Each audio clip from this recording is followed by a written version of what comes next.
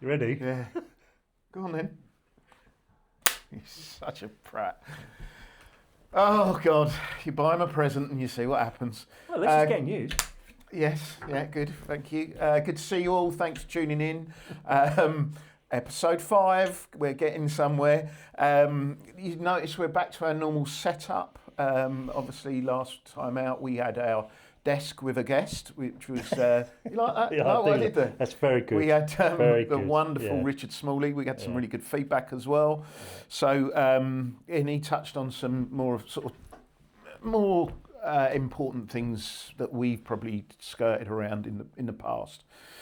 Certainly around culture and how he set his teams up and what he's been doing post working for Barclays. So it was really, really kind of Richard to come on. What we wanted to do this time round is have a little bit more of a light-hearted session. So we walk you through our top 10, which I think might end up being top 8, because Graham talks about lifts quite a lot, of being bloody important. And it's very important to be very important. Isn't it very important, Graham? It's highly important. But, and we wanted to say a bit of a thank you, actually. Whilst we do play down that we've got 13 people who watch these podcasts, we actually haven't. We've got 12. Yeah. No, we've actually got something like over 150 odd subscribers now, with over 2,000 views. So we are massively, massively appreciative of people watching it, reposting, letting people know. We're not looking to monetize this. We never have done. We just wanted to give a little bit back after doing... Bippan's looking at us going, monetize? What do you mean we haven't? Sit down. So look, just a big thank you. And look, we continue to get feedback around. It's relevant. It hits the spot. It makes people laugh. And I think it makes a couple of people cry as well. But look, we're going to get straight into the devil of the detail of episode 5. We really hope you enjoy it, and be sure to give us some feedback. It's fun when we're together. It's fun just hanging out. It's fun when you're around. There's nothing better. Fuck me, that frightened the life out of me. This is from last episode. You may remember the clapperboard, which Bippan now thinks he's the real deal with using the clapperboard. But sorry about that. Well, it woke me up. Yeah, you all right? Yeah, well, I am now. Yeah. I'm back in the game. Good to see you. Good to see you. Cheers, mate. Looking well. Little cheeky week in Antigua. Okay. All very nice. Never fails to disappoint. So Crete week before, Antigua. Yeah. Okay. Did they clap when they landed the plane? No, they didn't. Did they not? No. Because I know you enjoy it when they didn't people clap. do applaud the pilot for they doing didn't his clap. job.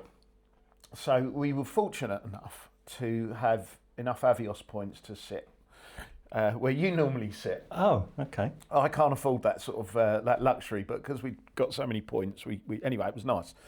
So that was lovely. So Talking of sitting, by the way, yeah, I am just want to say I'm glad we are back to the right side, because we were the wrong way round in the last episode, and I have had one person say, Ant and Deck don't sit on the other side, stand the wrong way around. So you have to be consistent, sit in the right seat. So at least we're back in the right seat. So I'll back to your seats. Am I able to tell my story Yes, that you asked me, or you want to bang on about your seats? No, you carry on. Jesus Christ, you started already. We're only a minute in. Anyway, so it was lovely, nice. Nobody clapped. Clearly, they don't clap where you sit either. They do, but just for more champagne. Yeah, as opposed to, I get you. Yeah. I get you. Yeah. I didn't really need to do that, did I? But do you know what? I have come across something else whilst travelling abroad. Oh. Yeah, and it's called the trainer wanker.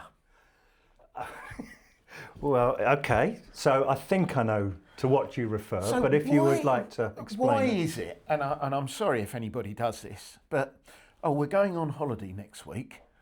I must get some new trainers. Because when you queue up to give your cases away, whatever that bit's called, checking in, I look around, I look at people, everyone's got new fucking trainers on. Okay. Why? Because I'm going on holiday. Oh, don't do that. So I call them trainer wankers. But I'll tell you now, and anyone who's listening, all 13 people, because it's gone up from 3. No, come on, we're doing well. We're doing well. We're not doing bad. Anyone, as we're coming into holiday season, when you're in the airport, have a look at the people checking in front of you. I will bet you my bottom dollar they'll have new trainers on. Don't do it. Don't do it.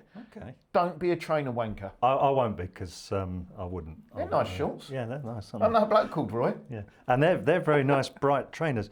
Okay, no, that's interesting. Other than that, yeah, it was a great trip. It's funny, actually, you say about people and checking in. There's still fellas that I noticed that are scruffy bastards, but they put a little blue jacket on in this vain hope that someone's going to go, "So, would you like to come up to like an upgrade?" It's like, just because you're wearing a jacket, mate. I mean, ain't going to happen, is it? Ain't going to happen anymore. No, ain't going to happen anymore. Anyway, just need to apologise. No sponsor. No sponsor this week. In fact, worse than the previous sponsors who've just gone out of business. It's worse for Slapaway. They've been taken to court. Oh, have they? Yes, they've been taken to court, and we've had a letter of complaint. Well, we're not that old-fashioned. We've had an email in from a guy called Gary Baldi from Leatherhead, who tells us that he used the product and his hair fell out. So he's not happy, and he's suing Slapaway. So for the time being, we're not allowed to use their Does he eat a lot of biscuits? Yes, he does as well, which I think may have something more to do with his hair loss. But anyway, so hopefully soon we'll get a new sponsor for the show. But if there's anyone out there who's keen to support us publicly, then feel free to do so. With the greatest respect, we've blown any chances of being sponsored by any trainer company. True. We've blown any chances of being sponsored by any managing directors. Or getting an upgrade. Yeah. Yeah, it's not going so well. Yeah. Sorry, or I cut across you, mate. No, that's all right. So I've got a little present for you. Love presents. You're sitting in it. You know, he hasn't even noticed that this episode we have a major upgrade in seating. So I hope you're enjoying your present. It's for you. It's nice. Yeah, good. I'm glad you're enjoying it. So there we go. Got anything for me? Little something to go with your my goodness, rum collection. Now, okay, so look, the idea is, it's a bit embarrassing, isn't it? It is a bit. The idea is that the presents we give each other are shit. Whereas this, I mean, let's be honest, the ones previously were shit. Whereas this is beautiful. This is an Appleton Estate signature rum, which I love. This is wonderful. Thank you very much. No problem. Enjoy the chair. Yeah, I will, which will stay here at your house. Well, anyway, there we go. We've had an email. Not from Mr. Cheese. Mr. Steve the Cheese has emailed. Standard. Not to let us down.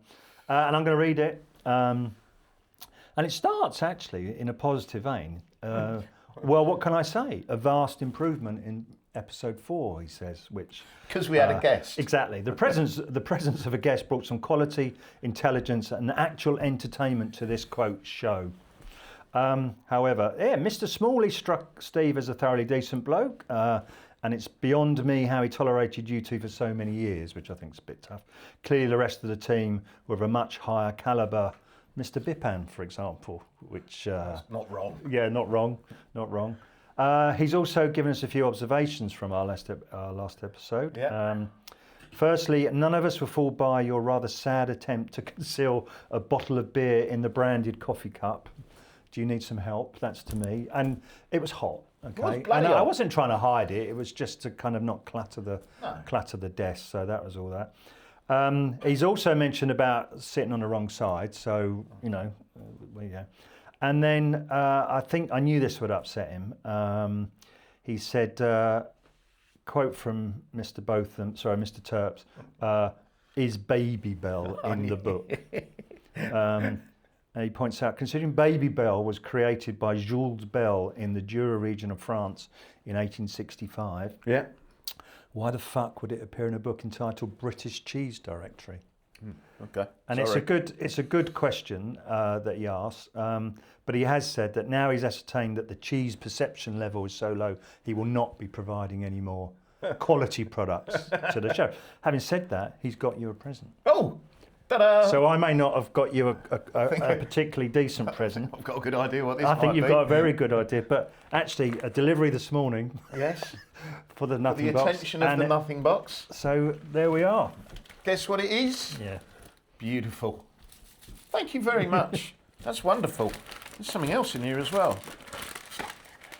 I think they're Cheese cheese strings. Yeah. So Wow. I think he's obviously realised that that's the quality of cheese that the Nothing Box is into, which is fine. All feedback is accepted, but as are all gifts. So thank you very much indeed. At least they won't stink out the bloody room today. No, they But there we go. No, the cheese won't. Cool. Right. What are we going to do? What are we going to play around with today? I think we kind of talked. Oh, firstly, an apology, and I've just done it. It's a kind of apology. Listening back to the last episode, I said kind of about 400 times. Did you? It's a mannerism that I've got. It's a turn of phrase that I use. So I'm going to try and not say kind of as many times, but I do think it's going to take quite a few episodes for me to completely eradicate use of kind of. So apologies. You just said it 5 I know, times. exactly. So last time we kind of touched. Sorry. we when talking to Richard, we talked a lot about culture. Yeah. And I know culture was something that you kind of have had some feedback from some of our listeners on. So I think culture's broad. And what do we mean when we say culture? I think some of the stuff that we picked out and Richard kindly shared was integrity, setting standards, making sure everybody had a voice, which I thought was really, really powerful. Because what you find when the culture's not right is the people who may not be as confident to speak don't go into a shell. And actually, what makes it even worse, the ones who never shut up talk more and more and more and more, and you get this balance, and you you then question how diverse your team is and stuff like that. So, what I really loved, and I remembered it, he reminded me of it when he was discussing, when you really want to find out what culture's like, go and speak to the most junior member of staff. Go and speak to your staff who sit in the restroom, and don't just speak to your managers and your highest ranking colleagues, because all they're going to tell you is what you want to hear, right? The real culture is from the people who are serving your customers, or your newest entrance into a company, whatever your company is. So I really like some of that, and it got me thinking about this episode. It was quite a serious episode, I thought, and I think it needed to be. But it got me thinking about, why don't we look at a little bit more of a lighter-hearted episode, possibly, see where it takes us, around why is it some people think they're so fucking important, and some of their top 10 traits of major importance. Because it drives me insane, a bit like conferences used to. What do you think?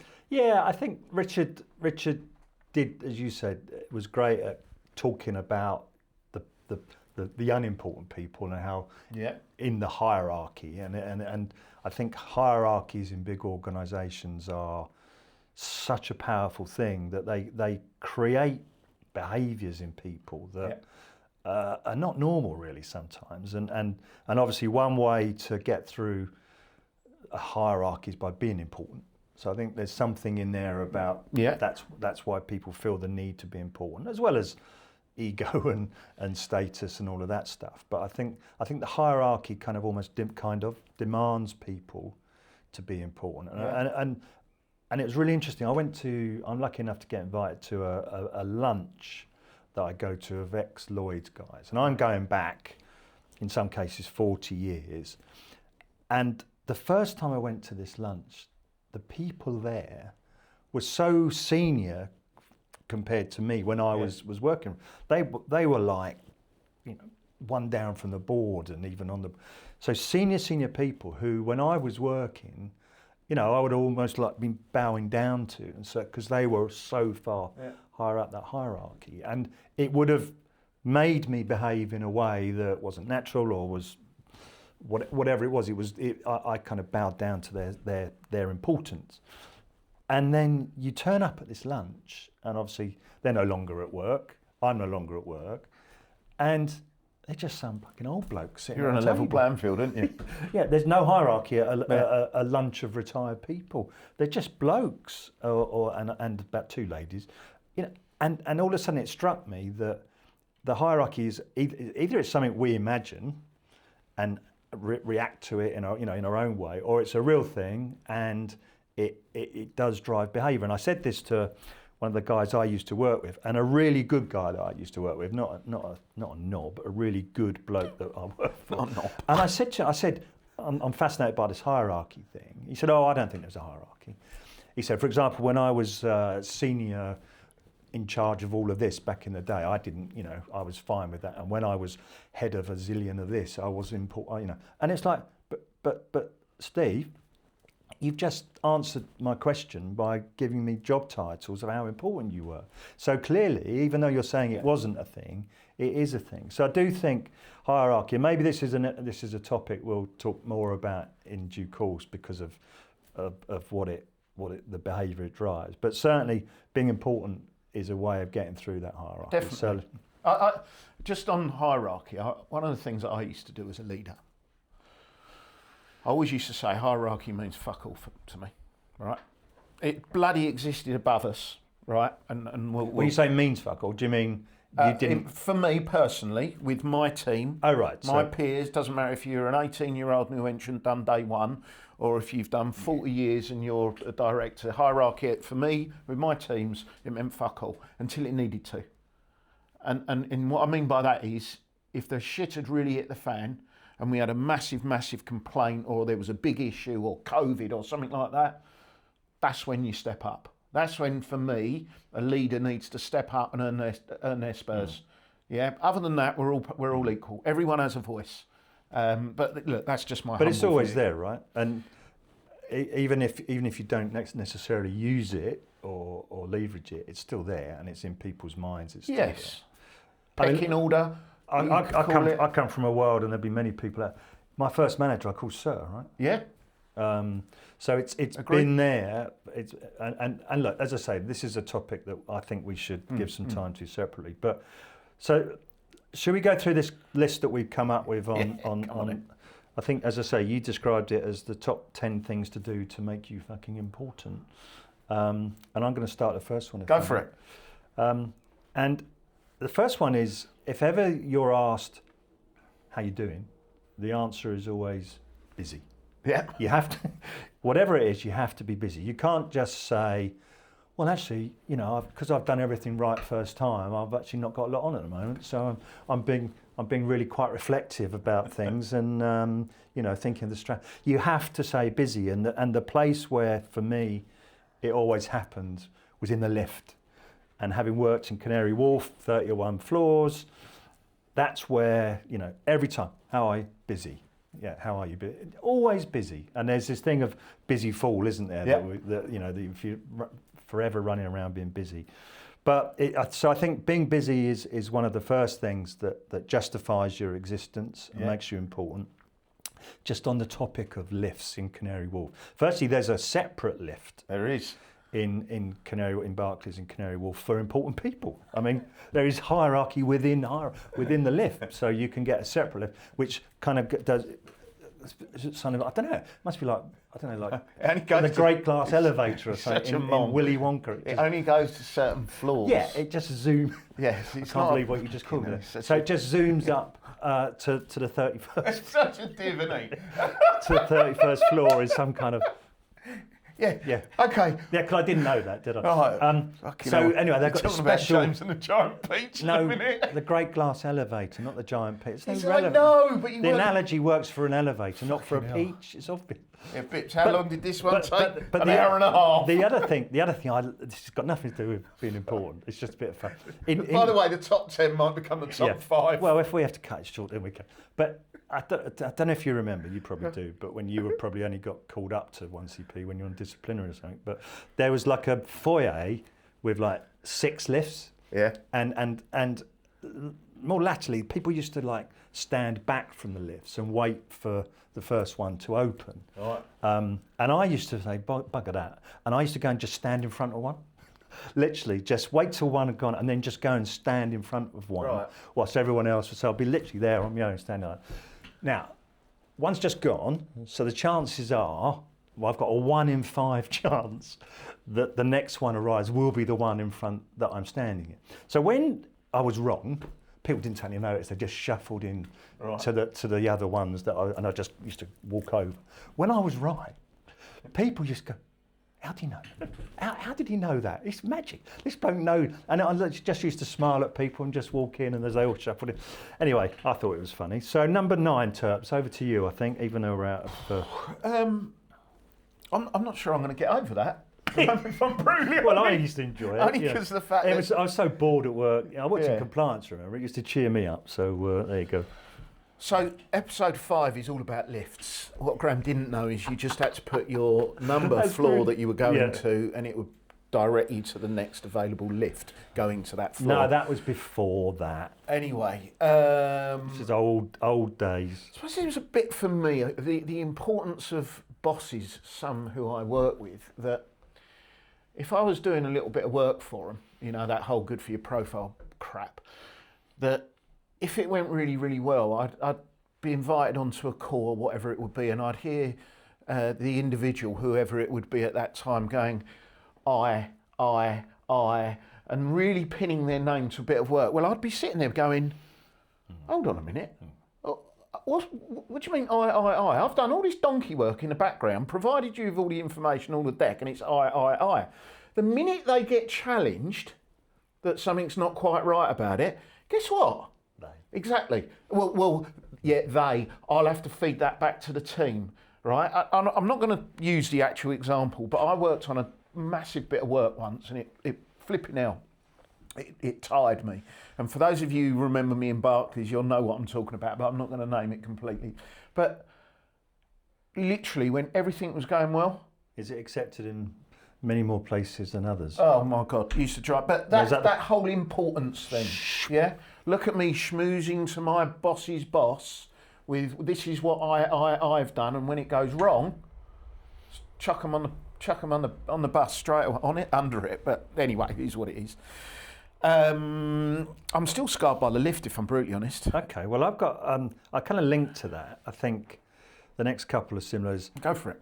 Always, people would say it's kind of linked to the kind of, to the busy thing. So what you're working on? And it would always be, well, I'm heading up this piece of work, or I'm leading this piece of work. Not doing, not involved, not just heading up or lead. So I think another thing to survive and be important is to always lead or head up. Because frankly, if you're not leading or head up, that means you're a subordinate. Yeah. It means you're unimportant. It means you're just a minion. So don't ever say to anyone that you're just doing something.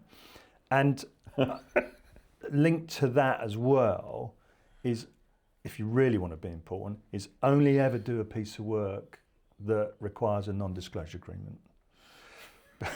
Because then you can say, I can't tell you what it's about. Suffice to say, it's really important, of significant strategic importance probably, and it might even move the share price. So I can't tell you, because if I did, I'd have to shoot you as the other usually. Yes. So if I have to, I have to.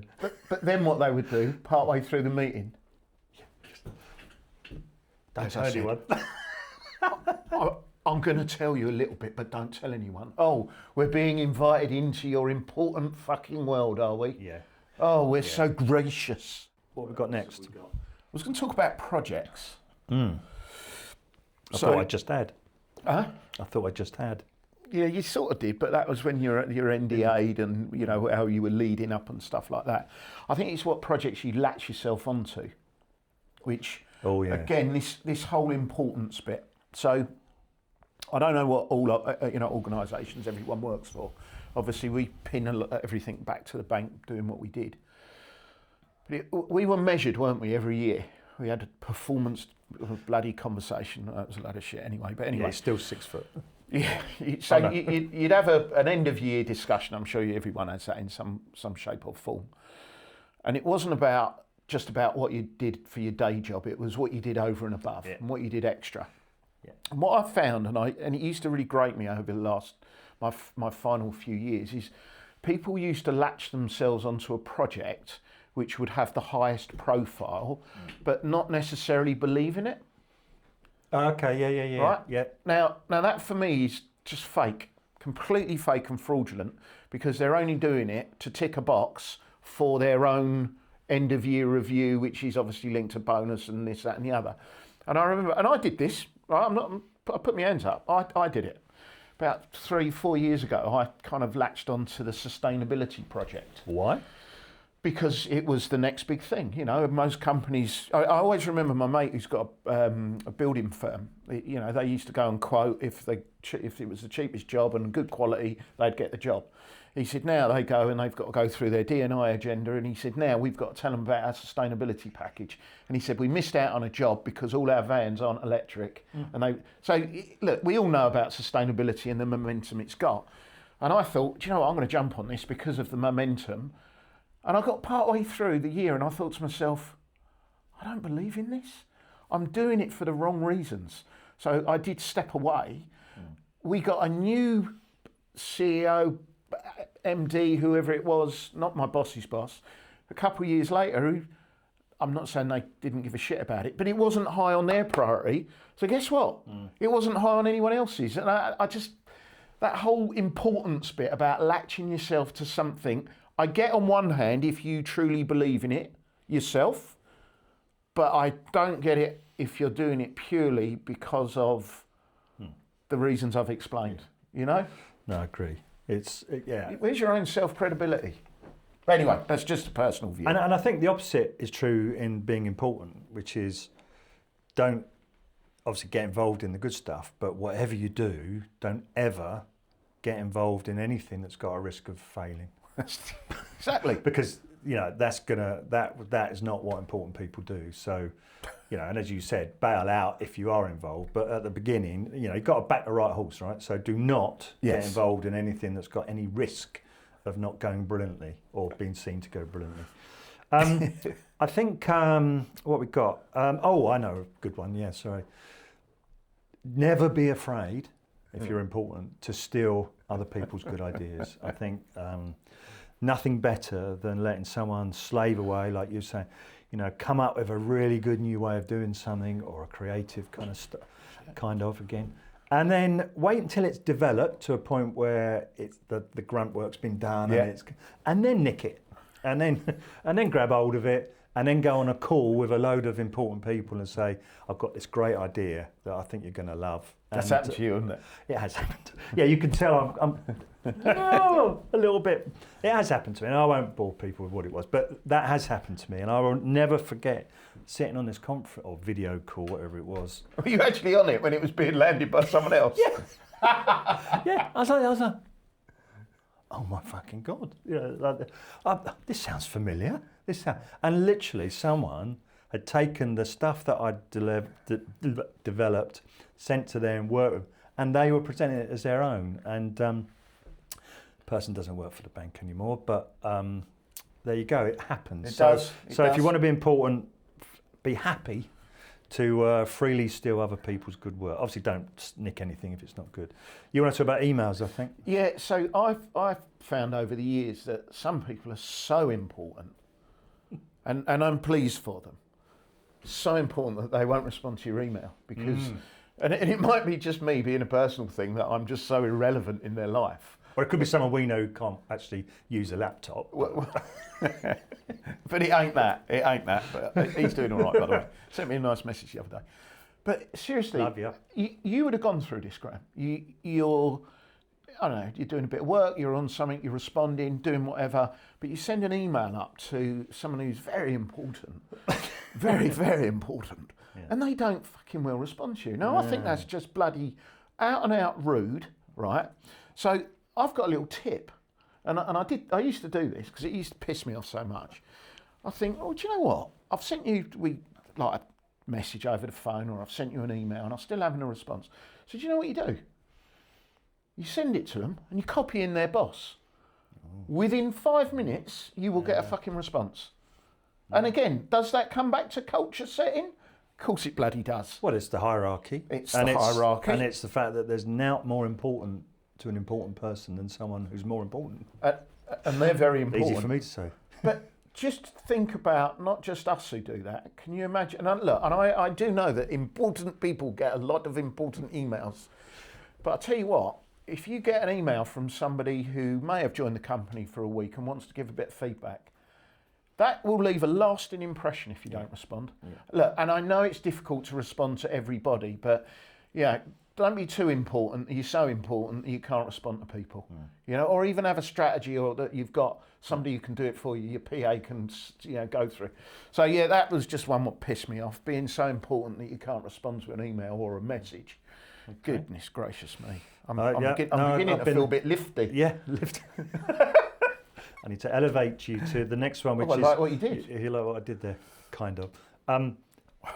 Always start. If you're really important, and you and I will have witnessed this quite a lot, always start a meeting when you eventually get there with, really sorry I'm late again, but I've been to a even more important meeting, a really important meeting with really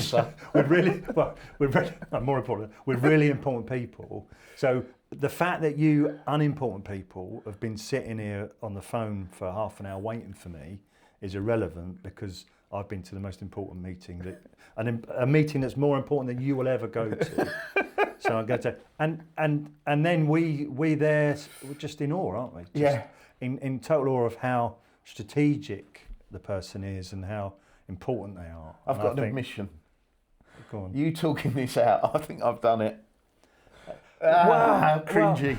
I'm just thinking about walking into sorry to my old team. I thought this was your personal top 10 things that you've done. No, do you know what I remember? You're saying that. I remember walking into where we had our meetings in Camden, and I like Jamie would go to me, "Oh, Paul, we're waiting." I'd say, "Oh, just start it. Just go and start it." And I'll come in, I'll go, "I'm really, really sorry. I was on a national call." Oh, what a wanker. Yeah. So I have done it. Oh, God, I've suffered from the important posture. Yeah, and look, to be fair, I think as much as we take the piss, what a knob, we may possibly have fallen foul of a number of these things. And actually, it's an important point about what we talk about, full stop, is although we do take the piss out of things, we're not always saying that we haven't done them. No. In fact, you learn from experience, right? So some of these things, I'm sure we have.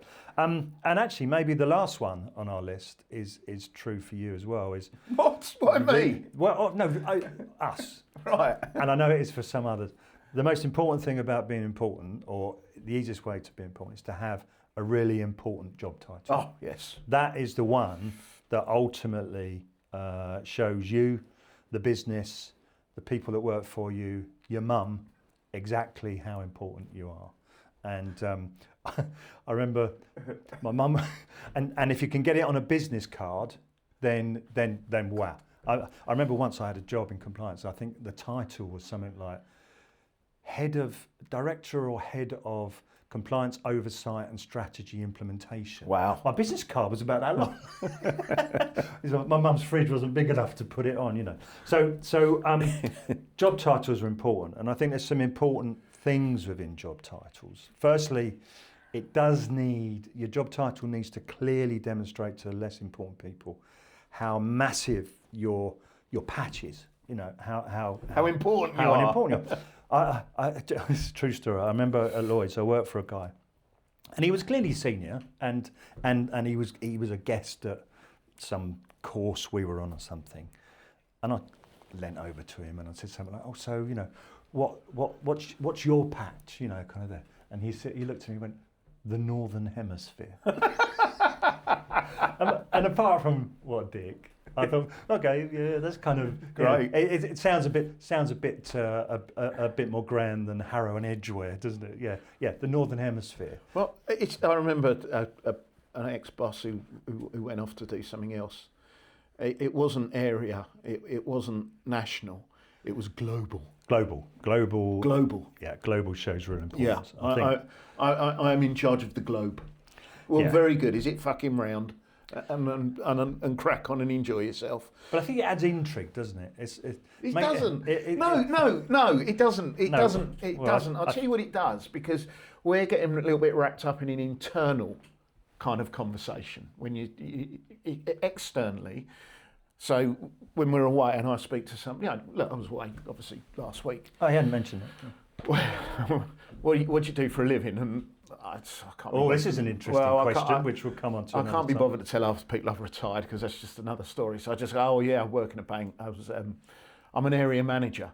It's just so much easier because if I say, oh yeah, I'm a global customer manager, consumer, whatever, they just look at you and go, so you're an area manager, right? Because nobody else gives a shit. So it comes back to that important hierarchy within our organisation. I think you're going to need to learn to make something up. Because you can't go through life going that, because that's, I mean, you think, I'm sure the viewers would agree, if you think talking about lifts is dull, that's dull, right? But so, no, I've got an idea for it, and I did this, and I think, I went away with a mate of mine once, bless him, not with us anymore. And I don't know why, but when we arrived, the bloke said to me, so what do you do? And we said, we're international biscuit designers.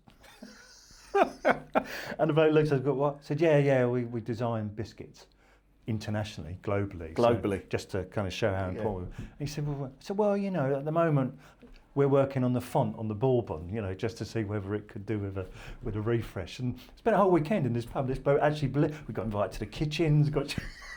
So I think maybe you need to kind of wasn't up your game. Wasn't called Gary Baldi. No, it wasn't Gary Baldi, but it's a full circle back to biscuits. That's where I get it from. But maybe you need to come up with something a little bit more interesting. Maybe a little bit more interesting, but then I don't want to fall foul of what we've just discussed for the last half hour of being so bloody important. But we will do an episode on how we define ourselves by our jobs, because it's a really interesting point that, and even if you say retire, people go, yeah, but before you were retired. Well, no, I'm retired, that's what I do. So I think that's a topic that we should definitely come back for. I think the other thing is, just to finish off, and on the subject of job titles, is job titles should describe what you do so that 100%. people understand them, which is your point. 100%. I don't know, chief fanning around officer. I'm not sure that'll get through, but anyway. So look, global head of making crap up, something like that. So why did we do this today? Managing director of turning a blind eye. Oh, someone call him a fucking lift, for God's sake. Get him out of this building. All right, I'll shut up. Only the important side. I know. So look, we've tried what we've done in these episodes is try and get a theme so they follow on. With Richard, obviously, he touched on culture, leadership, and it was great to have Richard.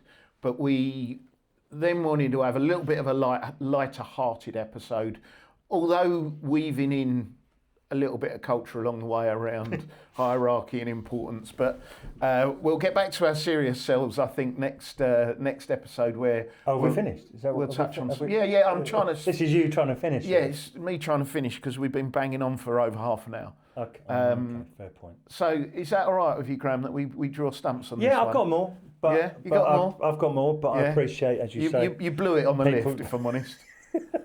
That's a whole different story. Anyway, right. Good. Thank you.